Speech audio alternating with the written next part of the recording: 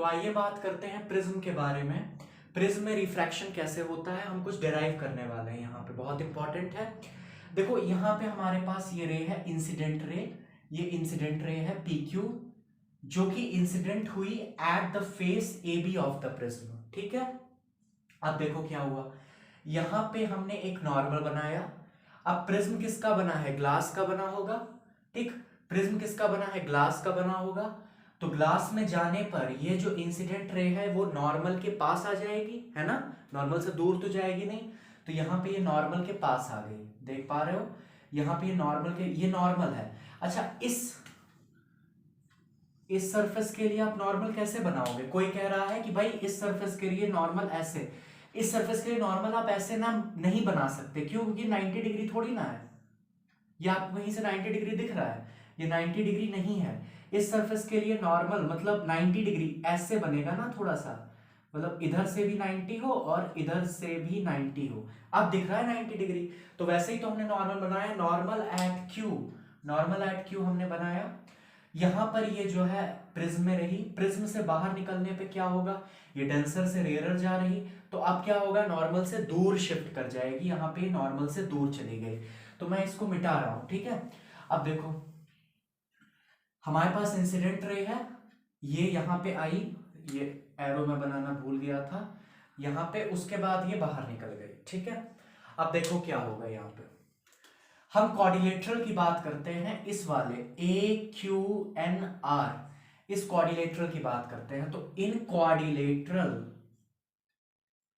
AQNR क्या होगा, ये वाला जो है, इस एंगल को हम कहते हैं एंगल ऑफ प्रिज्म, इसको हमने यहां पर A माना है। ठीक है, इन क्वाड्रिलेटरल AQNR हमारा क्या होगा, हमारे पास ये होगा कि भाई एंगल A प्लस कौन सा, ये वाला मतलब ये वाला, इस वाले क्वाड्रिलेटरल की बात कर रहे हैं, ये वाला एंगल और ये वाला एंगल, इन दोनों का सम कितना होगा। हमने कहा कि भाई इन दोनों का सम जो होगा वो होगा 180 डिग्री। तो इस वाले एंगल को क्या नाम दोगे, इस वाले एंगल को तुम नाम दे दो एंगल QNR। ठीक है, angle QNR is equal to 180 degrees. ठीक, अच्छा अब जरा तुम देखो कि भाई यहाँ पे ये जो है, अगर इंसिडेंट रे के पाथ में प्रिज्म ना रखा होता तो ये इंसिडेंट रे बिल्कुल कैसे जाती, ऐसे, जहां पे मैंने डॉटेड लाइन बनाई है वैसे जाती। ठीक है, और यहां पर अगर प्रिज्म ना होता तो रिफ्रैक्टेड रे का पाथ कुछ ऐसा होता पीछे, एमर्जेंट रे का, ये जो एमर्जेंट रे है उसका पाथ कैसा होता पीछे, जैसे मैंने डॉटेड से शो किया है। इस एंगल को हम कहते हैं एंगल ऑफ डेविएशन, डेल्टा। ध्यान से सुन लो, आएगी नहीं है डेरिवेशन, बोर्ड में नहीं आनी है, लेकिन देख लो, हो सकता है प्री बोर्ड्स वगैरह में पूछते हैं। तो यहां पे ये है डेल्टा। अब ये जो है ये है एंगल ऑफ डेविएशन। तो ये जो एंगल ऑफ डेविएशन है ये किसके बराबर होगा, तो हमने कहा कि भाई ये जो एंगल ऑफ डेविएशन होगा वो होगा डेल्टा। अब देखो ये ट्रायंगल बन रहा है, ये ट्रायंगल है, ट्रायंगल MQR। अब इस ट्रायंगल में हमने कहा एक्सटीरियर एंगल है डेल्टा, एक्सटीरियर एंगल होगा sum of two interior opposite angle, तो मतलब ये वाला एंगल और ये वाला एंगल। तो इसका मतलब है हम इसको कैसे लिखेंगे, delta is equal to angle MQR plus angle MRQ, है ना, MRQ। अब देखो जरा ध्यान से, ये जो है ये वर्टिकली अपोजिट एंगल्स होते हैं, ये वाला हमारा है एंगल ऑफ इंसिडेंस, ये वाला कितना होगा, ये पूरा एंगल आई के बराबर होगा, मतलब ये वाला जो है ये आई है, तो ये पूरा कितना होगा, आई, वर्टिकली अपोजिट एंगल। तो इसका मतलब है कि आई प्लस एंगल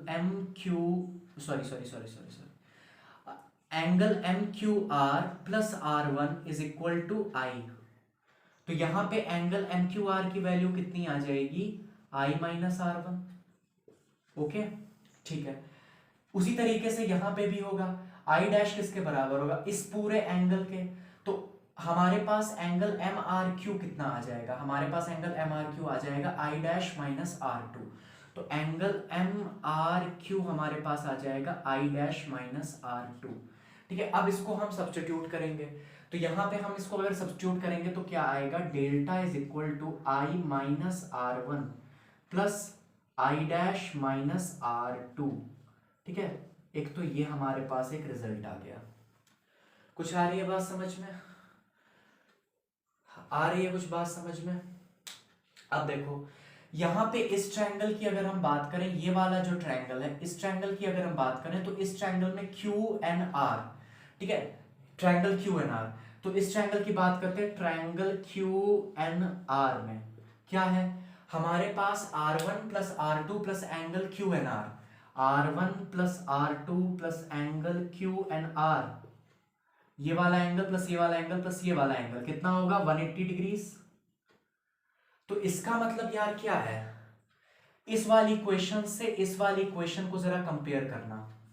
इसका मतलब है कि QNR यहां पे भी था, QNR यहां पे भी है, 180 यहां पे भी था, 180 यहां पे भी है।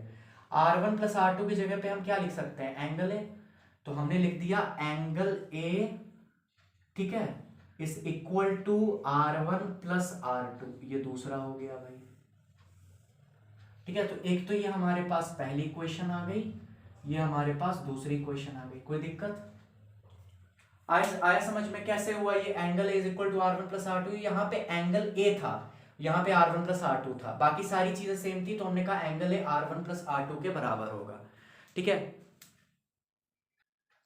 अब देखो हम क्या लिख सकते हैं, इस इक्वेशन को उठाइए, इस इक्वेशन को जरा खोलते हैं। तो इस इक्वेशन को खोलने पे हमको क्या मिलेगा, delta is equal to I minus R1 plus I dash minus R2। ठीक है, अब आई वाले टर्म्स एक साथ ले लीजिए, आई प्लस आई डैश, ठीक है, और यहां पे आ जाएगा हमारे पास माइनस R1 प्लस R2, है ना, सही है। अब R1 प्लस R2 को हम क्या लिख सकते हैं, ए, तो हमने लिख दिया आई प्लस आई डैश माइनस ए। हमारे पास देखो ये तीन रिजल्ट्स आ गए, ये तीसरा रिजल्ट हो गया। तीन ही रिजल्ट आपको याद रखने हैं, बस याद रखने हैं। देखो सबसे पहला रिजल्ट हमने निकाला था delta is equal to I minus R1 plus I dash minus R2, ठीक, ये हो गया। तो हमने फिर यहां से ये निकाल दिया delta is equal to i plus I dash minus a, क्योंकि R जो R1 प्लस R2 जो है वो किसके बराबर है, ए के बराबर है। तो यहां पे ये तीन इक्वेशंस हमको मिल गई हैं, जो कि आपको यहां पे याद रखनी। कैमरे में आ रहा है, नहीं आ रहा है, सॉरी फॉर दैट,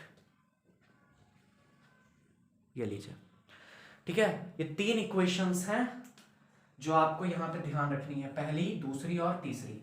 नोट कर लीजिए, डेरिवेशन केवल प्री बोर्ड्स के लिए तैयार करिए, बोर्ड्स में डेरिवेशन नहीं पूछी जाएगी है, ठीक, तो नोट कर लीजिए इसको।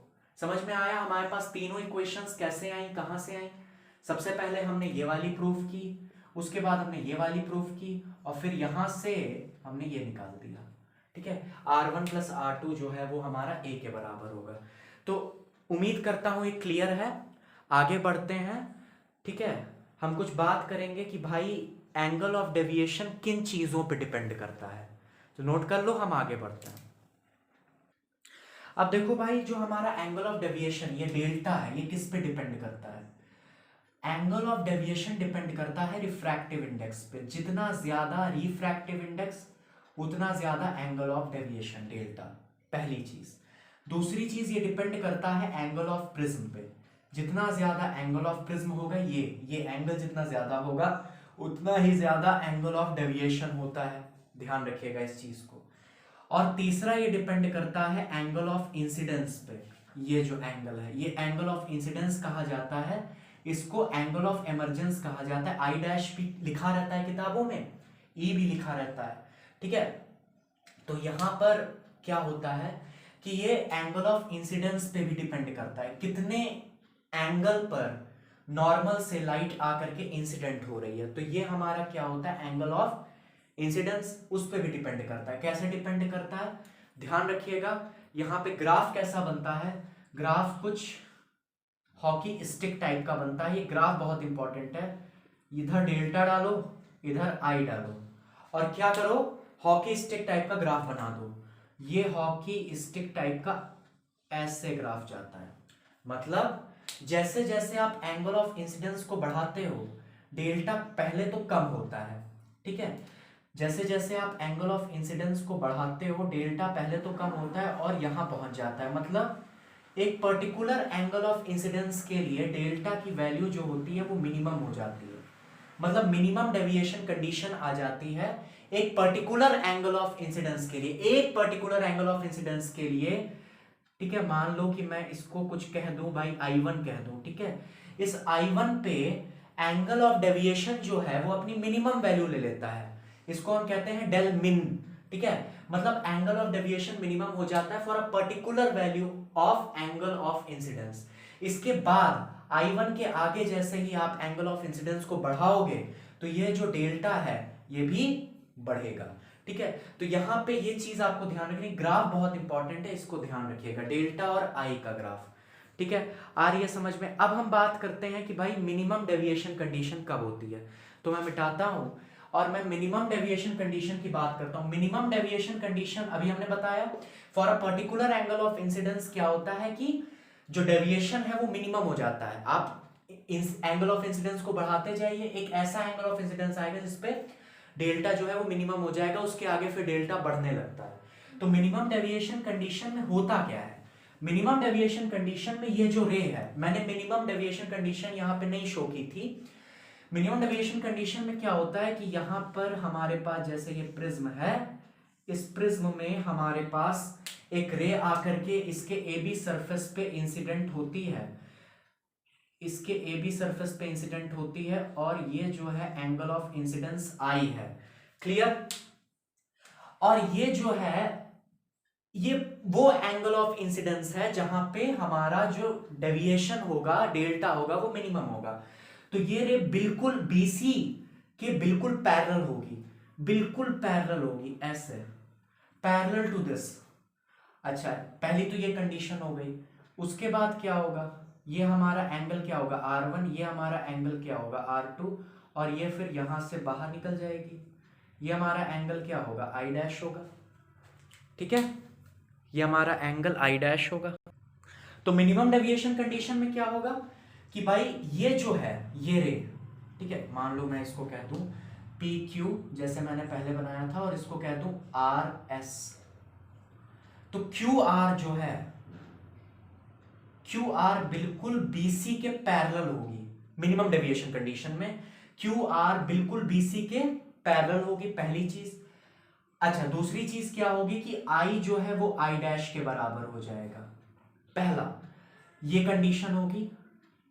दूसरा R1 R2 के बराबर हो जाएगा, ये क्या होगी, दूसरी कंडीशन होगी। तो हमारे पास कुल कितनी कंडीशन हो गई, तीन कंडीशन हो गई। जब हम प्रिज्म की बात करते हैं उसमें मिनिमम डेविएशन कंडीशन की बात करते हैं for a particular angle of incidence, क्या होता है कि प्रिज्म जो है वो मिनिमम डेविएशन कंडीशन शो करेगा। मिनिमम डेविएशन का क्या मतलब है कि ये जो रे है QR, ये BC के बिल्कुल क्या हो जाए, पैरेलल हो जाए। QR BC के पैरेलल हो गई। दूसरी चीज I डैश के बराबर हो जाता है, और R1 R2 के बराबर हो जाता है। Is that clear? तो यहां पे हमने प्रिज्म के सभी चीजें कवर कर ली हैं, प्रिज्म की जितनी भी चीजें थी वो हमने यहां पे कवर कर ली हैं। अब हम बात करते हैं भाई क्रिटिकल एंगल की। क्रिटिकल एंगल का पूरा कंसेप्ट क्या है हम बहुत आराम से समझेंगे, और फिर प्रिज्म को हम प्ले में फिर से लेके आएंगे। प्रिज्म के जो क्वेश्चंस हैं उनको हम फिर से करेंगे by the use of critical angle. तो हम बंद कर रहे हैं, आप नोट कर लो, आगे बढ़ते हैं। तो आइए बात करते हैं क्रिटिकल एंगल की। देखो, सबसे पहले बहुत आराम से समझेंगे। हमारे पास क्या हुआ कि ये इंटरफेस था, यहां पे हमारे पास रेयरर मीडियम था, यहां पे हमारे पास डेंसर मीडियम था। डेंसर मीडियम को मैं मीडियम 1 का नाम दे रहा हूं, रेयरर मीडियम को मैं मीडियम 2 का नाम दे रहा हूं। अब देखो क्या हुआ कि हमारी लाइट रे इस बार डेंसर से रेयरर में जाएगी। मुझे बताना होगा क्या, हमारी लाइट रे आई, और ये क्या हुआ डेंसर मीडियम में ऐसे आई। हम क्या बनाएंगे, यहाँ पे एक तो नॉर्मल बनाएंगे, ये हमारा क्या होगा, एंगल ऑफ इंसिडेंस होगा। अब अगर ये हमारा एंगल ऑफ इंसिडेंस होगा तो बताओ एंगल ऑफ रिफ्रैक्शन कितना होगा। थोड़ा सा ज्यादा बड़ा नहीं बना दिया मैंने एंगल ऑफ इंसिडेंस, रिफ्रैक्शन कहाँ जाएगा। ठीक है, तो यहां पे क्या होने वाला है कि ये हमारे पास एंगल ऑफ इंसिडेंस होगा, ये आई होगा। तो अब बताओ एंगल ऑफ रिफ्रैक्शन क्या होगा, लाइट कैसे जाएगी। लाइट कैसे जाएगी, लाइट नॉर्मल से दूर होगी कि पास आएगी, रेयरर मीडियम में जा रही है तो सीधी सी बात है नॉर्मल से दूर चली जाएगी। पिछला वीडियो देखिएगा अगर दिक्कत हो इसमें तो नॉर्मल से दूर चली गई, ठीक, ये एंगल ऑफ रिफ्रैक्शन हो गया। अच्छा अब हमने क्या किया, लाइट का जो एंगल ऑफ इंसिडेंस था उसको थोड़ा सा और बढ़ाया। तो अब हम क्या करेंगे कि फिर से लाइट को इंसिडेंट हम कराएंगे और हम नॉर्मल बना रहे हैं ये, एक मिनट, नॉर्मल पहले बना देते हैं उसके बाद लाइट को इंसिडेंट कराते हैं, ठीक है। तो यहाँ पे हमने एंगल ऑफ इंसिडेंस को थोड़ा सा और बढ़ाया। अब हमने एंगल ऑफ इंसिडेंस को थोड़ा सा और बढ़ाया और यहाँ पे ये आई है। अब एंगल ऑफ रिफ्रैक्शन क्या होगा, इससे भी ज्यादा होगा, तो अब शायद लाइट रे कुछ ऐसे जाएगी, ये होगा एंगल ऑफ रिफ्रैक्शन, ठीक है। अब हमने एंगल ऑफ इंसिडेंस को थोड़ा सा और बढ़ा दिया, तो जब हम एंगल ऑफ इंसिडेंस को थोड़ा सा और बढ़ा देंगे, मतलब मान लो कि हमने ऐसा कुछ कर दिया, हमने एंगल ऑफ इंसिडेंस को और बढ़ा दिया, तो अब क्या होगा कि एंगल ऑफ रिफ्रैक्शन क्या हो जाएगा, क्या हो जाएगा, कितने डिग्री। अब एंगल ऑफ रिफ्रैक्शन क्या हो, लाइट कैसे जाएगी, मजबूरीवश अब लाइट को ऐसे जाना पड़ेगा, ये हमारा कितना होगा 90 डिग्रीज, ये कितना हो जाएगा हमारे पास 90 डिग्री। तो अब कुछ आ रही है बात समझ में, the angle of incidence in the denser medium for which the angle of refraction in the rarer medium becomes 90 degree is the angle of incidence. इसी angle of is known as the critical angle. इसी angle of incidence को हम क्या कहते हैं, critical angle कहते हैं। critical angle वो angle of incidence होता है denser medium में जिसके रिस्पेक्ट में angle of refraction rarer medium में 90 डिग्री हो जाता है, वो हमारा क्या होता है, क्रिटिकल एंगल होता है, वो हमारा क्या होता है, क्रिटिकल एंगल होता है। कुछ आ रही है बात समझ में, कुछ फील आ रहा है। हमने यहाँ पे क्या किया, एंगल ऑफ इंसिडेंस को बढ़ाते चले गए, एक ऐसा पॉइंट आया जहां पे एंगल ऑफ इंसिडेंस इस पेयर ऑफ मीडिया के लिए क्रिटिकल एंगल के बराबर हो गया। क्रिटिकल एंगल के जैसे ही बराबर हुआ वैसे ही क्या हुआ कि यहाँ पे एंगल ऑफ रिफ्रैक्शन 90 डिग्री हो गया। इस फेनोमेना को हम कहते हैं ग्रेजिंग एमर्जेंस, क्या कहते हैं, ग्रेजिंग एमर्जेंस कहते हैं। यहां पे ये लाइट रे जो रिफ्रैक्टेड रे है वो ग्रेज कर रही है इंटरफेस को, तो हम इसको ग्रेजिंग इमर्जेंस कहते हैं, नोट कर लीजिएगा। समझ में आई बात, क्रिटिकल एंगल समझ में आया। अब मान लीजिए कि हमने एंगल ऑफ इंसिडेंस को और बढ़ा दिया, हमने एंगल ऑफ इंसिडेंस को और बढ़ा दिया, मतलब क्रिटिकल एंगल से भी ज्यादा कर दिया, तब क्या होगा जरा बताना थोड़ा सा। हमने एंगल ऑफ इंसिडेंस को और बढ़ा दिया और क्रिटिकल एंगल से भी ज्यादा कर दिया, मान लो कि कहीं यहां पे हम एंगल ऑफ इंसिडेंस को ले आए, आ रहा है कैमरे में, मिनट, हाँ ठीक है। तो यहां पे हमने एंगल ऑफ इंसिडेंस को और ज्यादा बढ़ाया, खूब बढ़ा दिया, अब क्या होगा, क्रिटिकल एंगल से भी ज्यादा कर दिया। तो जब क्रिटिकल एंगल से भी ज्यादा हम एंगल ऑफ इंसिडेंस को कर देंगे तो यहां पे क्या होता है, टोटल इंटरनल रिफ्लेक्शन हो जाता है, मतलब कोई लाइट रे बाहर नहीं जाएगी, कोई भी लाइट रे बाहर नहीं जाएगी, सारी की सारी लाइट हमको वापस मिल जाएगी। और इस फिनोमेना को हम क्या कहते हैं, टोटल इंटरनल रिफ्लेक्शन। तो हमने क्या कहा, हमने कहा कि अगर मान लीजिए हमारे पास, एक मिनट, हाँ ठीक है आ रहा है, चलिए, अगर मान लीजिए हमारे पास एंगल आई जो है, ठीक, वो क्रिटिकल एंगल से ज्यादा होगा, तब क्या होगा, कौन सा फिनोमेना होगा, critical angle for a given pair of media fixed रहता है, ध्यान रखिएगा। एंगल ऑफ इंसिडेंस अगर क्रिटिकल एंगल से ज्यादा होगा तो क्या होगा, total internal reflection, that is TIR, total internal reflection. अच्छा, रिफ्लेक्शन में क्या होता है, थोड़ी सी लाइट जो है वो क्या करती है, दूसरे मीडियम में भी चली जाती है। रिफ्लेक्शन में ऐसा भी होता है कि थोड़ी सी लाइट दूसरे मीडियम में चली जाती है, लेकिन यहां पे टोटल इंटरनल रिफ्लेक्शन हो रहा है, मतलब कोई लाइट अब बाहर जाएगी ही नहीं, अब सारी की सारी लाइट उसी मीडियम में वापस लौट आएगी, इसलिए इसका नाम है टोटल इंटरनल रिफ्लेक्शन। कुछ आ रही है बात समझ में, ठीक है। अब देखिए यहां पे हमें क्या करना है कि हमको देखना है कि क्रिटिकल एंगल का फॉर्मूला क्या होता है। तो देखो क्रिटिकल एंगल जो होता है क्या होता है, वो sine of critical angle, sine of i c that is critical angle, sine of critical angle is equal to 1 upon refractive index of denser medium, sine of critical angle is equal to 1 upon refractive index of denser medium with respect to the rarer medium, ध्यान रखिएगा, with respect to the rarer medium.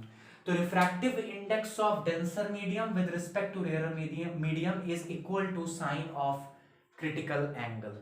अब देखो क्या होता है कि जब हम रिफ्रैक्टिव इंडेक्स को बढ़ाएंगे, थोड़ा सा इसको समझना, रिफ्रैक्टिव इंडेक्स को जब हम बढ़ाते हैं,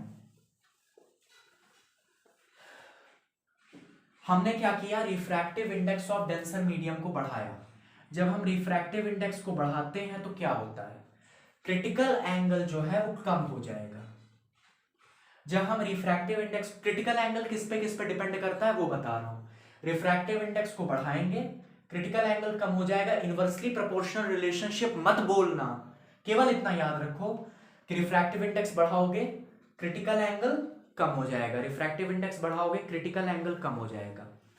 आप टेम्परेचर बढ़ाओ, अगर आप टेम्परेचर बढ़ाते हो तो क्या होता है, टेम्परेचर बढ़ाते हो तो क्या होता है, थोड़ा सा सोचो, जब आप टेम्परेचर बढ़ाते हो तो क्या होता है कि मीडियम रेयरर होने लगता है, जो मॉलिक्यूल्स हैं वो ऊपर जाने लगते हैं, ठीक है, जो मॉलिक्यूल्स में जो वाइब्रेशन होता है वो बहुत तेज होने लगता है, उनमें काइनेटिक एनर्जी आ जाती है, वो ऊपर उड़ने लगते हैं, तो मीडियम जो है हमारा रेयरर हो जाता है।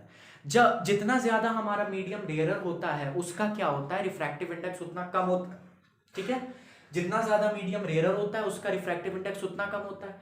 टेम्परेचर बढ़ाओगे, मॉलिक्यूल्स में वाइब्रेशनल काइनेटिक एनर्जी आएगी, जोर से वाइब्रेट करेंगे, ऊपर चले जाते हैं, ऊपर चले जाते हैं, मीडियम रेयरर हो जाता है, रिफ्रैक्टिव इंडेक्स क्या हो जाता है, कम हो जाता है।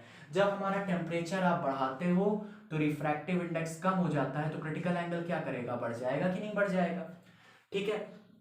तीसरी चीज है कि वेवलेंथ पे क्या असर होता है, मतलब वेवलेंथ का क्रिटिकल एंगल पे क्या असर होता है। तो वेवलेंथ आप बढ़ाओगे क्रिटिकल एंगल भी बढ़ेगा, ध्यान रखिएगा, वेवलेंथ आप बढ़ाओगे क्रिटिकल एंगल भी बढ़ेगा। वेवलेंथ आप बढ़ाते हो तो रिफ्रैक्टिव इंडेक्स क्या होता है, घटता है, ध्यान रखो, वेवलेंथ बढ़ाने पे रिफ्रैक्टिव इंडेक्स घटेगा, क्रिटिकल एंगल बढ़ जाएगा, ठीक है, क्योंकि क्रिटिकल एंगल रिफ्रैक्टिव इंडेक्स बढ़ाने पे क्रिटिकल एंगल कम हो रहा था, तो वेवलेंथ बढ़ाओ, रिफ्रैक्टिव इंडेक्स कम हुआ, क्रिटिकल एंगल बढ़ गया। विबग्योर में मुझे बताना कि किसका क्रिटिकल एंगल सबसे ज्यादा होगा। हमने कहा रेड का क्रिटिकल एंगल सबसे ज्यादा होगा, रेड वाले का क्रिटिकल एंगल सबसे ज्यादा होगा, क्योंकि विबग्योर में आप वायलेट से रेड की तरफ जा रहे हो, आपकी वेवलेंथ बढ़ रही है, रेड की सबसे ज्यादा है, तो क्रिटिकल एंगल भी रेड का सबसे ज्यादा होगा। आ रही है बात समझ में। सबसे छोटा क्रिटिकल एंगल किसका होगा, सबसे छोटा क्रिटिकल एंगल होगा वायलेट का। अब देखिए प्रिज्म के माध्यम से इस पे कुछ सवाल बनते हैं, हम प्रिज्म के माध्यम से क्रिटिकल एंगल में कुछ सवाल करेंगे, ठीक है, तो बने रहिएगा वीडियो के आखिरी तक। तो यहां पे देखिए हमारे पास प्रिज्म है, हमने क्या कहा कि भाई एक लाइट रे आ रही है, उसने प्रिज्म के सरफेस, मान लीजिए कि ये सरफेस है ए बी सी, प्रिज्म के फेस ए बी को ये स्ट्राइक कर रही है light ray at an angle of 90 degree. समझ में आ रही बात, आ रही कुछ बात समझ, 90 डिग्री पे ये इंसिडेंट हुई at the face A B of the prism. अब क्या होगा, देखो वो कहेगा कि रे डायग्राम को कंप्लीट करो, लाइट रे ए बी पे आई, ठीक, लाइट रे ए बी पे आई, अच्छा 90 डिग्री पे इंसिडेंट हो रही है, 90 डिग्री पे कोई भी लाइट रे इंसिडेंट होती है तो वो सीधे पास कर जाती है, उसमें कोई डेविएशन नहीं होता, पता है ये बात कि नहीं। मान लीजिए कि ये इंटरफेस है, ठीक है, लाइट रे आई, तो लाइट रे अगर आ रही है 90 डिग्री पे इंसिडेंट करेगी इंटरफेस पे, तो वो सीधे पास कर जाएगी अलोंग द नॉर्मल, अगर लाइट रे आ रही है, क्योंकि नॉर्मल आप बिल्कुल परपेंडिकुलर बनाओगे इस इंटरफेस के, तो अगर अलोंग द नॉर्मल लाइट रे आ रही है तो वो बिल्कुल सीधे पास कर जाती है, उसमें किसी भी तरीके का कोई भी रिफ्रैक्शन नहीं होता, कोई भी बेंडिंग, कोई भी डेविएशन नहीं होता। तो यहाँ पे इस सरफेस के लिए नॉर्मल जो है वो यही तो होगा, and along the normal this light रे is coming, so it will pass without any deviation through this phase. तो यहाँ पे ये सीधे चली जाएगी, यहाँ पे आके ये इंसिडेंट करेगी। अब इस सरफेस के लिए हमारा नॉर्मल क्या होगा, ड्रॉ करिए जरा।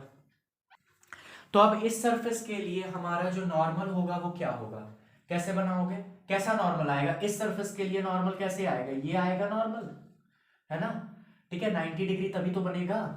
कुछ लोग कहेंगे कि नहीं भाई ऐसे बना दो, ऐसे नहीं, ऐसे, ऐसे कहां से तुमको 90 डिग्री दिख रहा है बताओ, ठीक है। तो यहां पे हमारे पास ऐसे आएगा नॉर्मल, तो हमने क्या कहा भाई, ऐसे नॉर्मल हमने बना दिए। बहुत क्वेश्चन पूछे जाते हैं इस तरीके के। अब हमारा जो एंगल ऑफ इंसिडेंस होता है वो क्या होता है, एंगल ऑफ इंसिडेंस होता है angle between the incident ray and the normal.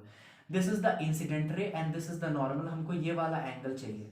तो देखो यहाँ पे ये 45 डिग्री है, ये वाला एंगल कितना होगा, ये वाला एंगल हमारे पास होगा ये 90, exterior angle is equal to sum of two interior opposite angle, ये 90, ये 45, तो ये भी कितना होगा 45, और ये पूरा एंगल नॉर्मल से ये पूरा एंगल कितना होगा 90, तो ये भी कितना हो जाएगा 45। आ रही है कुछ बात समझ में यार, सुनो, ये नॉर्मल है, ये नॉर्मल यहां से ये कितना एंगल बना रहा है 90, ये 90 का बना रहा है, ये वाला हमारा 45, तो ये भी कितना हो जाएगा 45। अब हमको क्रिटिकल एंगल दिया गया है भाई 42 डिग्री, क्रिटिकल एंगल दिया गया है 42 डिग्री। ये एंगल ऑफ इंसिडेंस जो है वो क्रिटिकल एंगल से ज्यादा है। जब angle of incidence critical angle से ज्यादा होता है तो कंडीशन क्या होती है, TIR की, टोटल इंटरनल रिफ्लेक्शन। तो ये लाइट रे बाहर नहीं जाएगी, ये लाइट रे बाहर नहीं जाएगी, ये लाइट रे सीधे ऐसे बाहर निकल जाएगी। समझ में आई बात, ये लाइट रे अब बाहर इधर से नहीं जाएगी, ये लाइट रे टोटली इंटरनली रिफ्लेक्ट हो जाएगी ऐसे। ये भी एंगल कितना हो जाएगा 45 डिग्री, और यहां पे ये इंसिडेंट करेगी 90 डिग्रीज पे, क्योंकि ये 90 डिग्रीज पे इंसिडेंट कर रही है, ये सीधे बाहर निकल जाएगी। समझ में आ रहा है कुछ बात, ये कुछ आया समझ में, ठीक है। आगे क्वेश्चंस करते हैं, समझ में आएगा, ठीक है। अब देखिए ये वाला क्वेश्चन, रे डायग्राम को पूरा कंप्लीट करना है। यहां पे ये लाइट रे आ रही है, 90 डिग्री पे इंसिडेंट करा, 90 डिग्री पे इंसिडेंट करा, कैसे जाएगी, कैसे जाएगी, सीधे जाएगी, सीधे जाएगी। 90 डिग्री पे इंसिडेंट करेगा तो बिल्कुल सीधे चली गई, ये सीधे गई, ठीक है। इस सरफेस पे क्या 90 डिग्री पे इंसिडेंट कर रही है, नहीं, तो कितने पे इंसिडेंट कर रही है, अब वो तो निकालना पड़ेगा। नॉर्मल इस सरफेस के लिए कैसे बनेगा, कैसे, ऐसे हम मत बना देना, ये सीधा है, बिल्कुल वर्टिकल है, तो इसके लिए नॉर्मल होगा बिल्कुल हॉरिजॉन्टल, ठीक है। ये हमारे पास क्या हो गया, ये हमारे पास क्या हो गया, नॉर्मल हो गया, ये नॉर्मल हो गया। तो यहाँ पे ये एंगल जो है वो 90 डिग्रीज है, तो exterior angle sum of two interior opposite angle होता है, ये 90, ये 45, तो ये भी कितना होगा भाई 45। इस ट्रायंगल की बात कर रहे थे, इस ट्रायंगल की, तो ये भी कितना हो गया 45। अब ये पूरा एंगल कितना होगा नॉर्मल से 90 का, तो ये भी कितना हो जाएगा 45 का, ये 45। अब देखो यार ये 45 पे इंसिडेंट कर रही है, एंगल ऑफ इंसिडेंस क्या है, the angle between the normal and the incident ray, ये हमारा 45 डिग्री पे इंसिडेंट कर रही है। अच्छा, मतलब 42 डिग्री से ज्यादा पे इंसिडेंट कर रही है, इसका मतलब क्रिटिकल एंगल से अधिक पे इंसिडेंट कर रही है, क्रिटिकल एंगल से अधिक पे इंसिडेंट कर रही है। तो क्या होगा, टोटल इंटरनल रिफ्लेक्शन बाहर नहीं निकलेगी, ये यहीं से वापस जो है क्या होगा कि इसका रिफ्लेक्शन हो जाएगा, तो ये रिफ्लेक्शन होगा इस तरीके से। यहाँ पे भी ये कितना एंगल बनाएंगी 45, angle of incidence is equal to angle of reflection होता है, ठीक है। इसके बाद यहाँ पे पहुंच गई, अब यहाँ पे आएगी तो क्या होगा, यहाँ पे आएगी तो क्या होगा, यहाँ पे फिर से एक हम क्या करेंगे नॉर्मल बनाएंगे, यहाँ पे फिर से हम एक क्या करेंगे नॉर्मल बनाएंगे।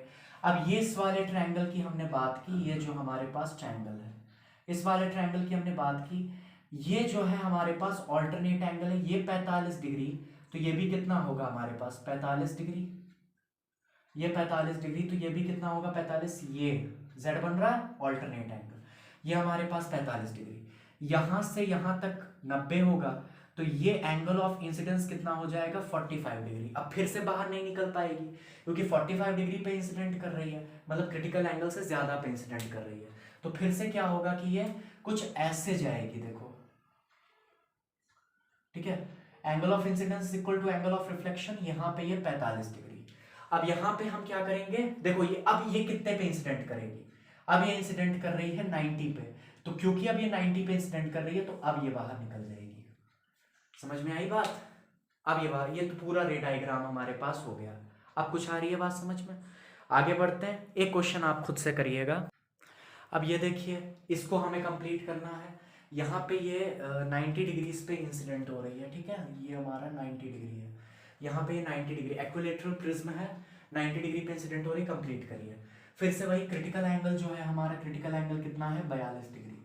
अब ये 90 पे इंसिडेंट हो रही है, सीधे चली जाएगी, सीधे जाएगी तो भैया ये पहुंचेगी कहाँ पे, अरे रे रे रे, सीधे जाएगी तो ये इस सरफेस पे आएगी, सीधे जाएगी तो ये इस सरफेस पे आएगी। थोड़ा सा मैं नीचे बना देता हूँ जिससे रे डायग्राम में आगे दिक्कत ना आए, नहीं हौच पौच हो जाएगा ना फिर।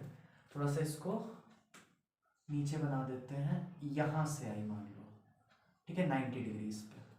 अब क्या होगा कि ये सीधे जाएगी, सीधे पहुंचेगी कहाँ पे, इस सरफेस पे आएगी, ये देखिए।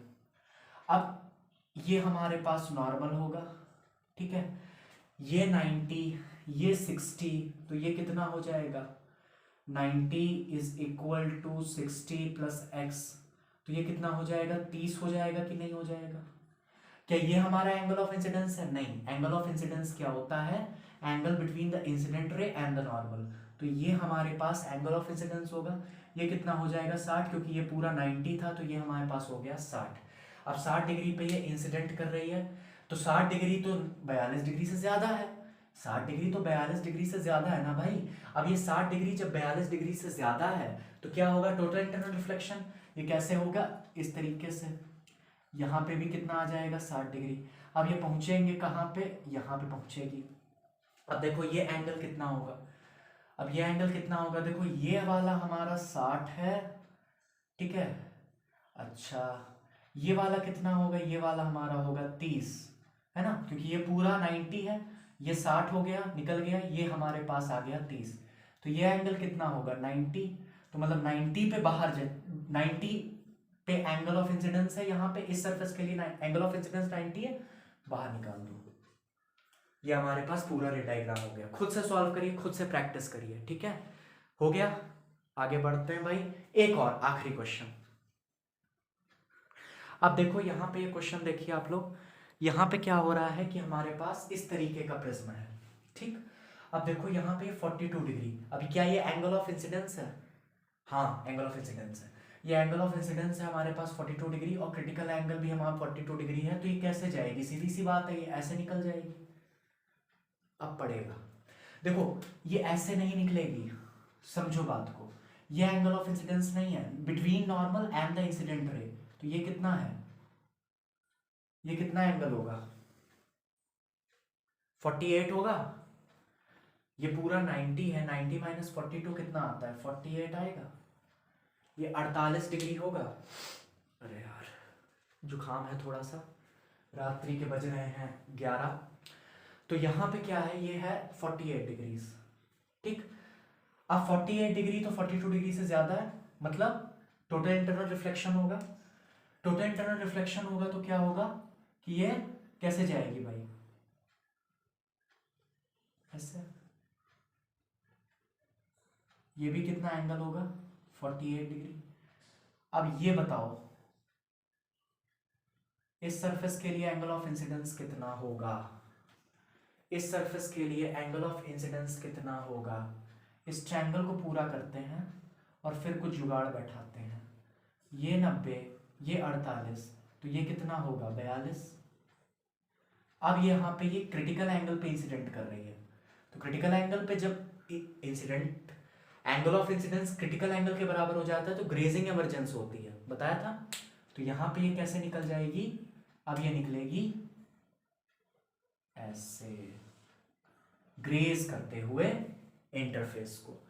तो ये था पूरा क्रिटिकल एंगल, जितने भी सवाल बन सकते हैं मैंने बता दिए, बस प्रैक्टिस कर लेना।